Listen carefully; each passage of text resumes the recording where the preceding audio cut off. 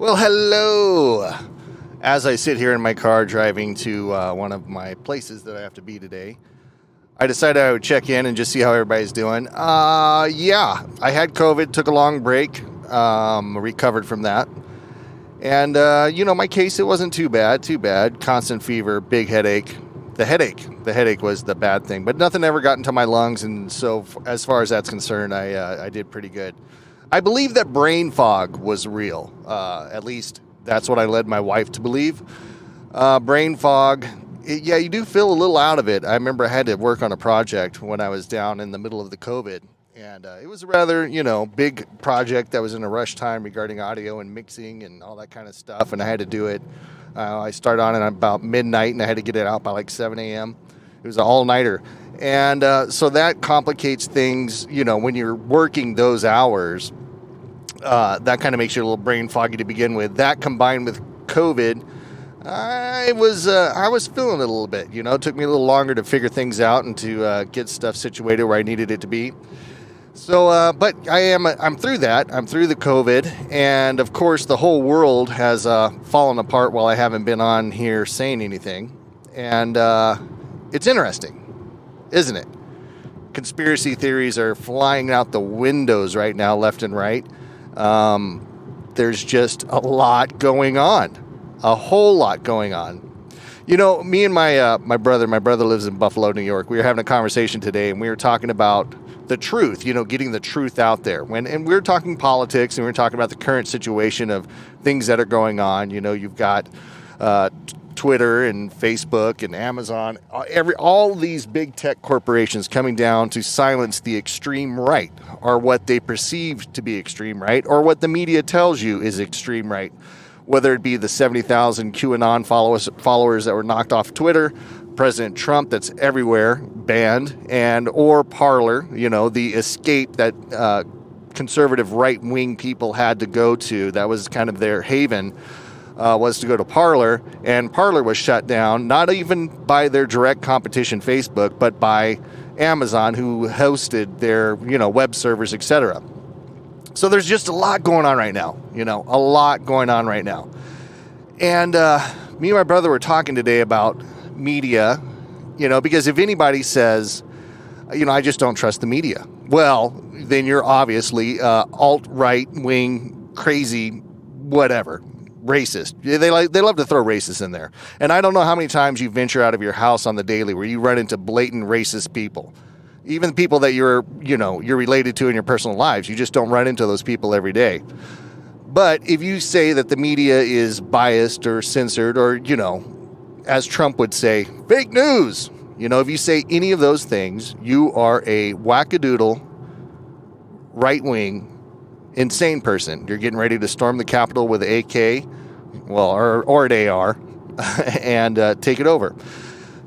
So we were talking about this, and we were talking about how, for instance, the right wing being silenced as far as the right wing extremists, that people that were using Parler, etc., the QAnons, all that kind of stuff. We were talking about how, in a normal situation. In a normal situation in the past, capitalism has always come to the rescue to correct something like this. Everybody's using Facebook. People get unhappy with Facebook. An alternative shows up, and there's a place to go with, capitalism. It fuels the innovation to solve problems like this. But this situation we were talking it's a little different. And let me point out a few things. Facebook got such a strong hold on communication between private citizens because we all started using it. Now, Facebook, when it started out, it wasn't the way that it is now. It's changed. Nobody would have, or half the country wouldn't have signed up for Facebook if they would have known that there's going to be such strict censorship and especially kind of one-sided censorship on the platform. Nobody would have agreed to that. But Facebook has been around for a long time. We all got adapted to it. We all started using it. People really do use Facebook as a way of communication between their friends and family and checking up on people. And it's kind of replaced the phone calls going back and forth. Now we just chat on each other's timelines, and we're used to it.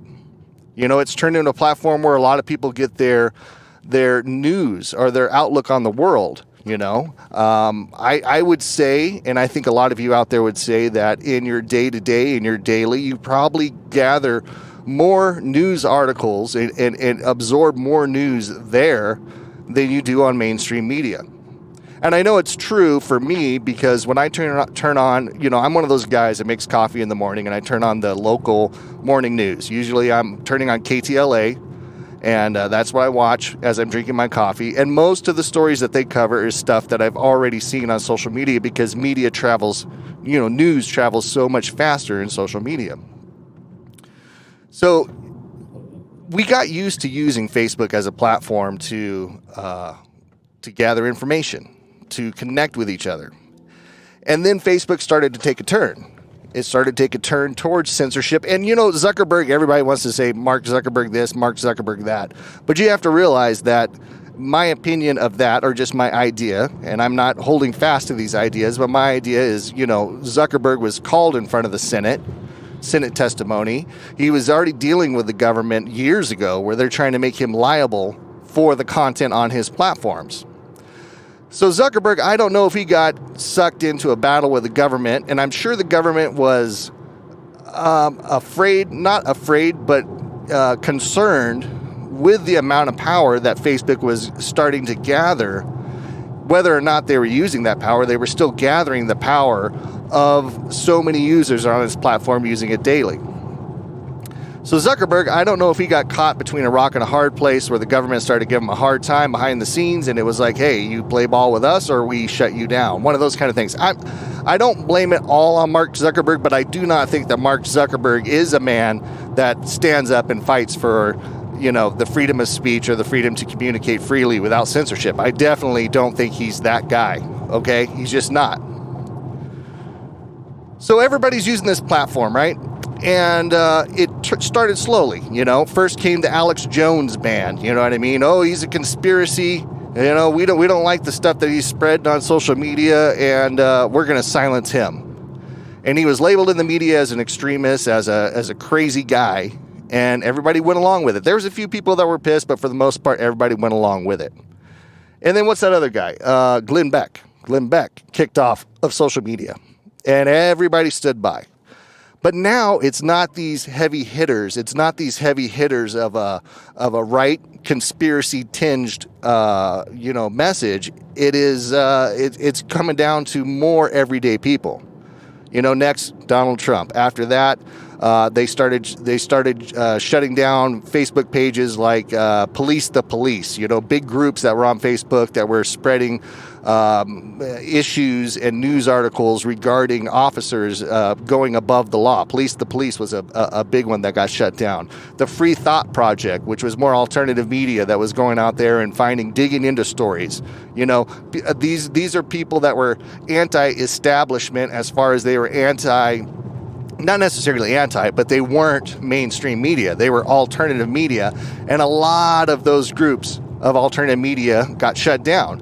In fact, on the show before, we had one of the writers for Free Thought Project, and we actually had one of their, as far as Free Thought Project, we had one of their big guys come on the show a long time ago, right after Facebook and Twitter shut down, what was it, like 200 to 400 of these accounts that were alternative media that they didn't agree with.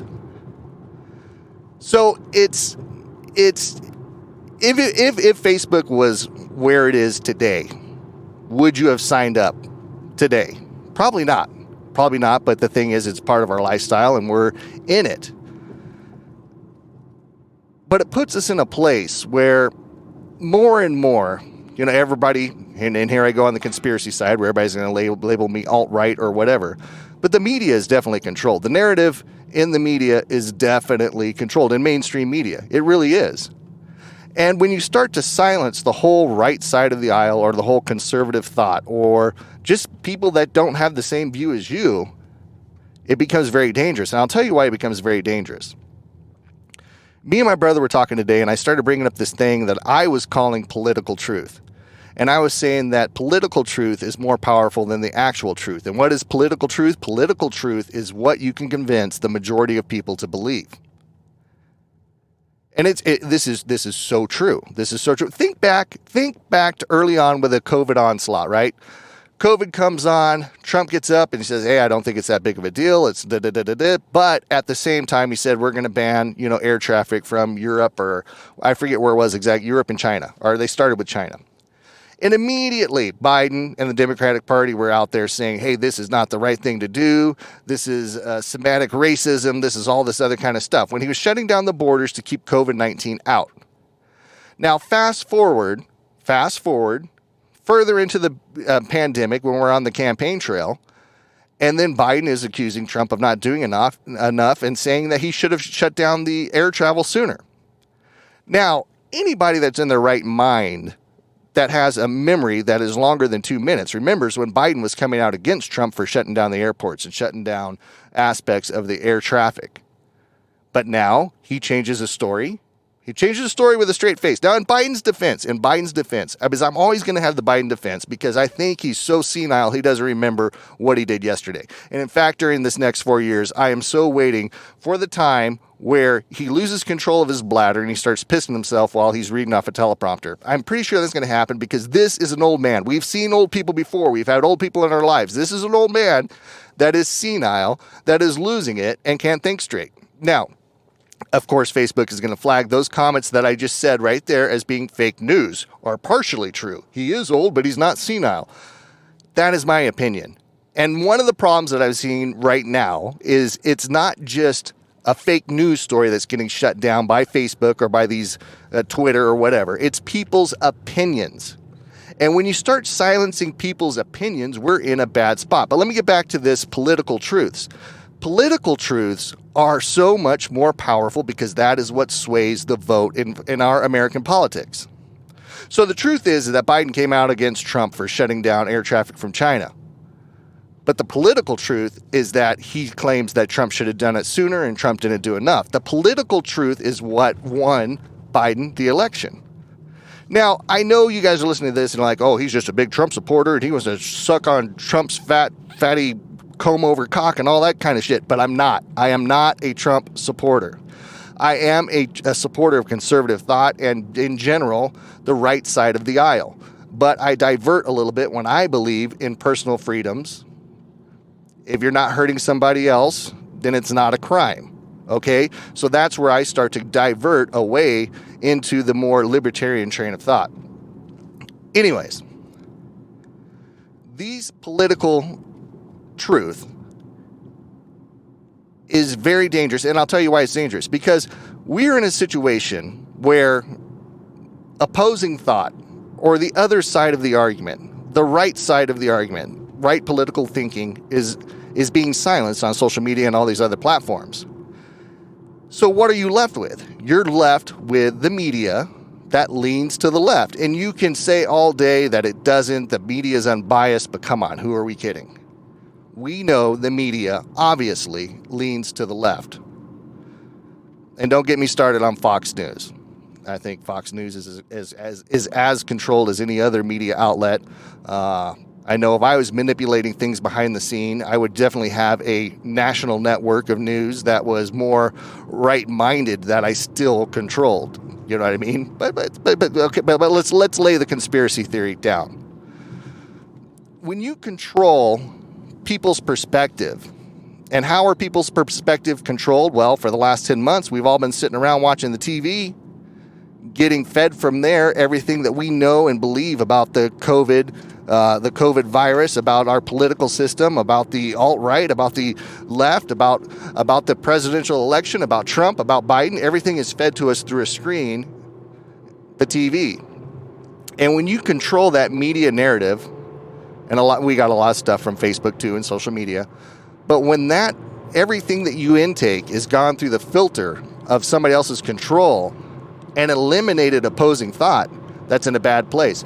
And where it's different for companies like Parler, and where I said capitalism usually will fix a problem like this, is now Parler was a direct competitor of Facebook, right? So they opened up their own platform, they're competing with Facebook. The problem being is they were doing okay as far as their battle against Facebook, but where they got shut down is another big tech company came in and shut them down on their server level of what hosted their website. So before And this is where it gets dangerous, because if the media is controlled by the left, if Facebook is controlled by the left, if everything is controlled by the left as far as media and news and where you see things and where you see advertisement, then when the next organization comes up that is more conservative thinking, leaning to start a new social media platform or whatever it is, where are they going to advertise at? You know, how far does this go with the blocking of people that are speaking on the right side of politics? It's a serious question. It's a serious question, because I don't think it's just as easy as opening up a new platform to replace Facebook. I think opening up a new platform, and if you're banned everywhere in the news, on Facebook, to advertise your new product, it's going to be very difficult getting a big, huge user base. And that's why I think some people, not a lot, not the majority, but a good chunk of people are going to divert away from Facebook and start looking for other social media platforms. And there's plenty of them out there, but I don't think they'll ever compete with the size of Facebook. But at the same time, if we were to rewind this clock a long time ago, MySpace used to dominate the social media, and then the trend happened to go to Facebook, and then everybody left MySpace. So it's not to say that it's impossible, but I think definitely Facebook has a stronger hold in our personal lives than MySpace ever did. So it makes it complicated. Now, me, myself, it's like, oh, you're a hypocrite, just like everybody else is a hypocrite, because I still see that you have a Facebook account. Yeah, I do. I don't like it. I'm not happy with Facebook. I'm not happy with the censorship that's going on Facebook. I'm not happy with it at all. I am making roads to start exploring other social media platforms, and some are good, some are bad, some are in the upstart stages that have potential. Where I opened up an account was on Flote, Flote, and I'm on there as Radio Underland, all one word. And, it's a very raw, basic platform. It's got tons of bugs. There's barely any users on that. But I do see that they are catering to content creators, and they are setting up a system where you can live stream. Because some of these other social media platforms or outlets, they don't allow for live streaming. And that's something that I definitely want to hold on to into whatever social media outlet it is that I focus onto. Yeah, it's a mess. It's a mess. I've got some crazy ideas, but I don't think I'm going to go into them here because it's just too complicated. Not saying that my listeners are stupid or any of you listening to this are stupid, because you're not. But it's just some ideas that I have about social media and some type of a more open source type of social media that is not centrally hosted by one corporation. And I've got some ideas, some thoughts. I don't know if it's viable. It might be, but I'll get to that in the future. Hypocrisy. And that is one thing that is running so rampant here in the country right now. We all see it. Whether it's that friend that say they started into the COVID-19 lockdowns, right? And it's that friend that was out partying, going to Vegas, drinking, having a good time. And then they get, a few months into the COVID lockdown. They're out there marching, BLM marches and all that kind of stuff. And you see this all over their Instagrams and their Facebooks and their social media and all that kind of stuff. And then that friend, after that, went into a phase of shaming anybody that was out in public and saying, we're never going to get over this until people stop, spreading the virus. And you're like, wait a minute. This is kind of hypocritical, because this is the same person that was out running amok earlier. And then months later, they change their tune again, and you see them out at parties and having a good time. So there's a hypocrisy that is running rampant in just people in general. Hypocrisy is when Trump starts yelling at the BLM marches and saying that anybody that touches a federal building, we're going to be locking them up and facing 10 years. And then when assholes go into the Capitol building, he condones it. No, it doesn't condone it. He never condoned it. I know a lot of people are saying he did a lot of crazy stuff, but you have to really look at the facts of what he did and what he said. He didn't condone it, but he said that we love you. He never said we love you to the BLM protesters. So that right there is, if you're BLM and you assault one of our federal buildings, we're going after 10 years. And if you're one of my people, get out of the White House, get out of the Capitol, and I love you. I know you're frustrated, but just go home. Okay, that is hypocrisy. That's people doing the same damn thing and having two different views about what those actions are. The same way that the whole Democratic Party, for the most part, and I might be wrong, there might have been a couple, but when the BLM marches were happening and Antifa was fueling violence in those marches, as far as when I'm saying violence, I'm not saying against other people, I'm talking about violence against people's private property, businesses, buildings, fires, all that. We dealt with that for 7 months of the rage of the injustice of Floyd. And I don't recall Democrats coming out and condemning that action, the destruction, not the standing up and voicing of the opinion about the BLM, the Black Lives Movement. I'm talking about the destruction that was illegal. I don't remember any Democrat coming out and condemning it. Now, there might have been a couple, but it wasn't the heavy hitters. I mean, Kamala Harris, she said this is going to continue and that people are justified in doing this. And I'm not, and let me get this straight again. I am not talking about condemning protesting in general as far as condemning marching on the streets. I'm talking about destruction, doing illegal things during those protests. That's what I'm referring to. So the whole Democratic Party, for the most part, let it slide during those times. And then they come back with Trump, with a couple hour ordeal where a bunch of wackos took a VIP tour of the Capitol building, basically escorted in by Capitol Hill police. And now they're calling for the destruction of the Republican Party. Everybody's crazy and we need to shut this down and Trump needs to be impeached. And I'm thinking, you're a hypocrite. How can you allow 7 months of destruction to happen to this country and be silent and then speak the other direction? So Trump's a hypocrite. Biden's a hypocrite. The Democratic Party's a hypocrite. The Republican Party's a hypocrite. The point I'm trying to drive home is politicians are hypocrites. It's what they do.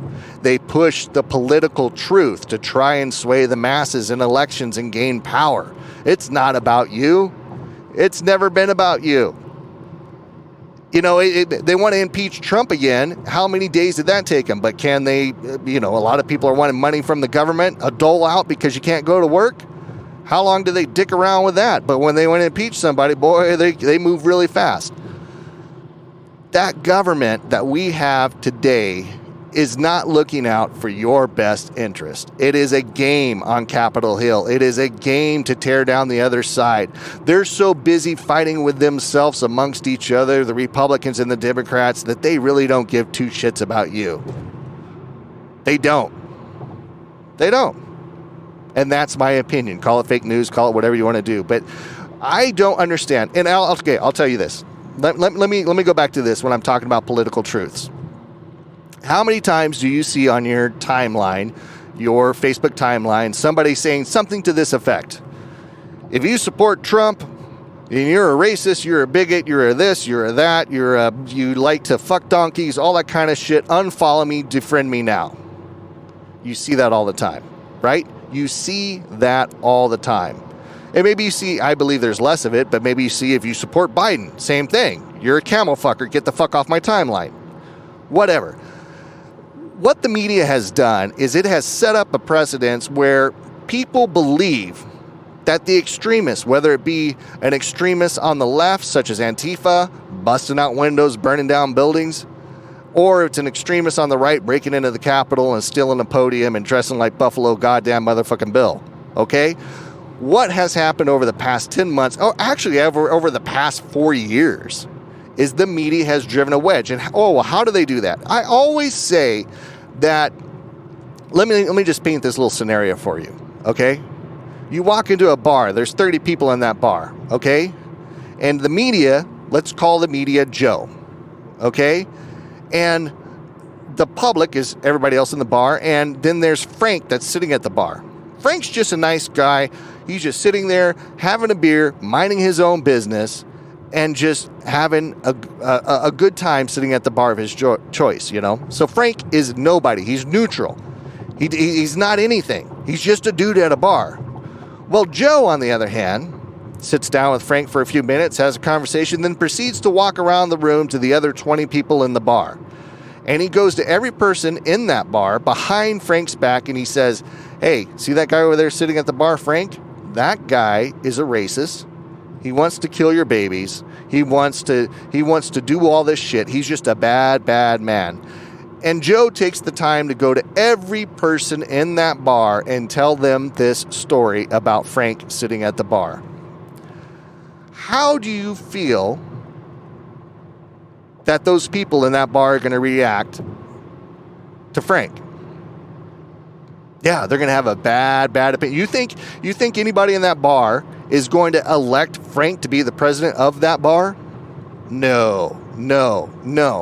So what Joe did, which remember Joe is the media, what Joe did is he went around and he spread twisted information about Frank and painted a bad picture about Frank. Now the truth is that Frank is none of those things. Frank is a normal guy, okay? Frank is just he's just your average Joe. That is the absolute truth. But what is the political truth? The political truth is that room believes that Frank is a monkey fucking whatever, racist, bigot, whatever, and they all want to kick his ass. So what I'm saying about political truth is, in that situation, what is more powerful? The actual truth or the political truth that has taken over that room? It's the political truth. Because when it comes to election in that bar, nobody's electing Frank. Everybody believes Joe, and they're not electing Frank. It's just not going to happen. So that's what I'm talking about political truths. What the media wants you to believe of the truth is very, very, very powerful. And so I don't know what's in the works. I don't know what's behind the curtain. I don't know what's going on. But I do definitely see a lot of movement to silence the right side of the argument and to label the right side as extremists or just bad, racist, bigoted people. You know? That's what the media is doing. That's Joe in the bar going around and telling all. That's what they're spreading. That's the narrative right now. So what is the purpose behind that? I don't know. I mean, I could sit here and elaborate on thoughts of where things could possibly go, but it'd be fake news because it's not based on fact. But I mean, yeah, silencing Trump the way that they have, you know, we're getting down to the wire. There's only a couple days left. Well, what's going to happen is Trump going to throw a Hail Mary pass and declare martial law and say that the election was so jacked up and all this other kind of stuff that we have to declare martial law and proceed with this in court. I don't think that's a likely probable possibility. I'm not ruling it out. Hell, between 2020 and 2021, I'm not ruling out anything because there's been some crazy stuff going on. But let's venture down that road of hypothetical thinking. I don't think it's going to happen, but let's say that was Trump's next move. Then what greater defense is it for the left side of politics, to silence the right where that voice can't get out there? To me, it seems like almost like a defensive move that's going on right now, a preemptive move.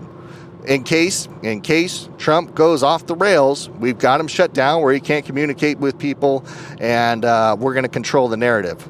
You know, we're just going to go on and on the media and just 24/7 tell you how crazy and what a maniac Trump is for trying to take over this country, and he's lost his marbles and all this other kind of stuff. And we're going to control that narrative on Facebook. We're going to control it on Twitter, and we're going to control it on the media, the mainstream media everywhere. That's what you're going to be bombarded with, that this guy's a nutcase. We're going to walk around the bar and tell everybody how crazy this is. Now, that's just a hypothetical. I don't think it's going to go down that way. But like I said, it's 2021, and I definitely, sure as hell, wouldn't rule anything out. Crazy times, man. I don't know if you guys are out there getting vaccinated, who's gotten vaccinated, all that kind of stuff. And people ask me, they say, hey, Jake, are you going to get vaccinated? Now, first off, let me set a couple things straight. I'm not an anti-vaxxer. Do I believe some vaccines might have some problems, and there's evidence out there to say that? Yes. And what are the percentages? They're relatively low. You know, it's not like I'm going to tell my grandkids not to get polio vaccinated. I think that'd be stupid. We've got a tried and true vaccination that, you know, solves this polio issue, and you might as well get it. But I do see issues with the vaccine, this particular vaccine that's going on, and it's not about conspiracy about putting a microchip in your arm or whatever it is, altering your DNA or all the other stories that are going on about this vaccine. My problem with this vaccine in particular is that I don't believe that it's tried and true. And for me, just coming out of COVID, I'm going to have some immunity for a while, and I'm not going to be rushing out to get this vaccine. I think we need some more time. When it's set up in the way that it has, this is what makes me skeptical. When the government has put in place legislation that makes these drug manufacturers not liable for any oopsies that we have with the vaccine, that scares me. That scares me a lot. So when the government removed those restrictions, which was done by Trump, when the government removes those restrictions, and then you have companies like Moderna and Pfizer and all this other kind of stuff, and they are tempted to come out with a product in a hurry because they're going to create billions of dollars of revenue off of this, it just sets up a bad scenario. It sets up a scientific drag race in record time. And I don't think that science should be out there drag racing. I think they should take their time. And I know it's one of those things where, well, we need the vaccine right now to save the world. We really do. Do we? When's the last time you heard the media talking about herd immunity? I'm just curious, because back in, September, October, everybody was talking about herd immunity this, herd immunity that, right? Do we let COVID run its course and establish herd immunity? When's the last time you heard the words herd immunity? Now, don't quote me on these numbers, because the last time I checked officially and saw it in writing, it was 1 in 17 people had COVID in LA County. So I was thinking about this last night. I was thinking about how herd immunity has gone off the record and not mentioned. And so I started looking back through some of those articles back in September and October, and I was pulling up some articles where they were talking about what level of spread of COVID-19 does it take to get to herd immunity. And in some instances, they were saying like 30 to 70%. And it varies depending on how people are social distancing and all these other factors that play into it. But they were calling for 70% on the high. Okay. Last time I checked the numbers, 1 in 17 people in LA County had sometime tested positive for COVID-19. And as I looked into this today, I was hearing people say that, well, yeah, but now that number's down to 1 in 3. Don't quote me on that. I don't know if it's accurate. That was just coming from casual conversation. Well, if 1 in 3 people have tested positive for COVID-19, and what herd immunity is, if you don't know that, that's when so many people have antibodies to the virus that the virus doesn't have a way to spread, because you're coming into too many people that already have the antibodies or already had COVID-19, and the virus isn't spreading to them. And so it just kind of stops the growth of the virus because it has nowhere to spread to. So that's what they're talking about with herd immunity. So, and out in the news right now, I believe they were talking about the city of LA. The city of LA, as I was driving down, they were saying that has passed 1 million people infected. Well, and like I said, right now I'm talking casually. This isn't scientific facts, but I'm talking, how many people are in LA? 5 million, something like that. How many people are actually in the city of LA? I'm not sure, but 1 million is a big chunk, according to that number that they just stated. It doesn't add up to what my friend was saying of 1 in 3, but it's still a big chunk. But how come we're not talking about herd immunity? Are we there yet? Are we almost there? When we reach that, do we need the vaccine? I don't know. With this vaccine, there's such a big push. There's so much money to be made. You've got LA County School District requiring that all students that return to LA County School District are going to have to be vaccinated. What's the motivation behind that? Is the motivation pure and simple just to save humanity and make everybody healthy and just get past this problem? Well, I hope to God that's it. I really do. I really hope that's it. But I am skeptical. There is a little bit in me that just is like, I'm going to stand off a little bit and wait around to take this COVID-19 vaccine. That's not something that I feel that I need to rush out to right this second. I think I've got a little bit of a buffer here, just coming out of the COVID-19. I got my antibodies. I'm going to just relax and chill and see what happens. And I've heard other people say that you have to be cleared of COVID-19 for over 90 days before you can even take the vaccine. So there's a lot of issues out there. And so for a fact, I'm not going out and getting it in the next 90 days. But in the future, I don't know. It's up for debate.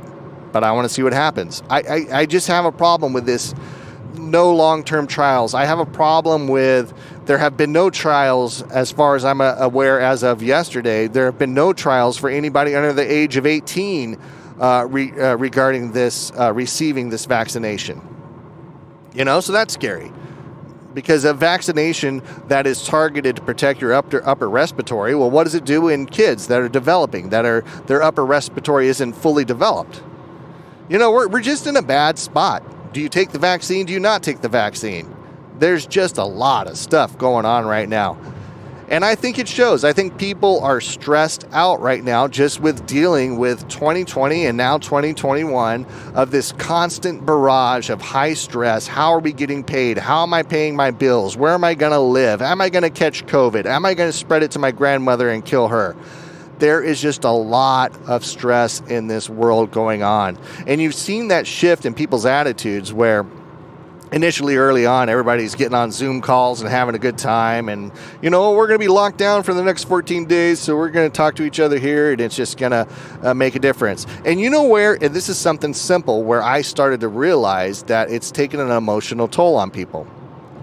Now, I don't want to play off like I'm Mr. Popular or anything like that because I'm not. But I did notice on New Year's Eve, as I was sitting at home not doing a damn thing, I noticed that at midnight or that night as New Year's Eve approached, usually my phone is going off. Everybody's texting, hey, Happy New Year's, Happy New Year's, Happy New Year's, Happy New Year's, Happy New Year's. It's just friends communicating, and that's what you get on New Year's Eve. But this year, it was only a couple of them. A handful. And I think it's because maybe I've been such an asshole in 2020 that's why. I don't know. But I'm telling you, it's just that people are so overwhelmed with the bullshit that's going on. They're starting to clam up in their houses and become more antisocial. It's not that they want to be antisocial. Hey, depression during this thing is real. Going months and months on end without seeing your friends or being involved with people, that takes its toll. I feel so sorry for the kids of this generation, of this COVID generation, high school, junior high, elementary, losing out on years, a full year of interaction with your peers. Think about that. Think about being a senior in high school and missing out on your senior year because of COVID-19. It's depressing shit, man. It's bad. So I really feel bad for the kids. Me, I can watch Netflix for hours on end, apparently. But for these kids, that is something that is going to alter the course of their life. You know what I mean? Well, that girl that I met in high school that I ended up marrying, how many of those stories are not going to happen due to COVID-19? This COVID-19 is really, really altering people's lives. And it's crazy. It's insane. I want us to get through it. I want us to be done with it. I would love to hear some more people talk about herd immunity. I want the vaccination to work. I want people to be healthy. I want to get life back to normal. But my fear is that will it ever get back to normal? And that's an answer that we're just gonna have to wait around and see how that happens. Anyways, I think I've been rambling enough. The doom and gloom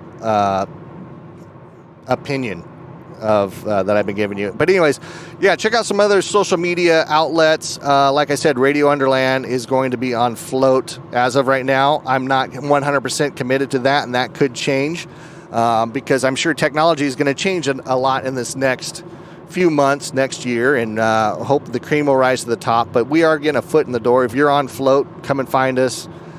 Follow us, and like I said, the platform's just starting, so it's in a rough spot. But we're trying to get in there early, be early adapters of one of these platforms, and get our foot in the door. Other than that, man, everybody hang in there. Hang in there. If you're at home working, you're able to commute in by computer, telecommute, whatever they call that. Be thankful. There's a lot of people out there can't do that. If you're out there and your industry is completely shut down and has never reopened during this COVID-19 crisis, keep your head up. We're going to get through this. We're going to survive. Don't be afraid to reach out to your friends. Reach out to your friends. Say hi. Reestablish those connections. Don't get stagnant sitting at home to the point where you're just not reaching out to anybody and you're sitting there in a ball of depression. Get out there. When I say get out there digitally. Contact your friends. Have a phone call. It'll make you feel better. And I'll tell you what. Don't sit around and wait for somebody to call you or whatever you got to do, because that might not happen. Okay? So you got to be proactive in this and get out there, talk to people, do the best that you can. I think we're in a situation with COVID-19 where it's just a lot of people doing the best that they can. And it's hard not to be overwhelmed, but you know what? We got to fight through this. This is what we're dealt with, and we got to get through this. Anyways, it's Jake with Radio Underland. Hit us up. If you got any comments, you can hit us up at, I don't know. I'm sure we have email addresses that are still active out there where you can hit us up. I guess if you have any, just leave it. I don't know. You reach out to us, find us. Or you can send me an email, jake@radiounderland.com. Anyways, I'm almost to my destination, so I got to go. I don't know how many minutes that was. That was, I don't know. But either way, I'll tell you what. This has been a little road trip with Jake, and I'm going to shut up now. And you guys have a good week. Later.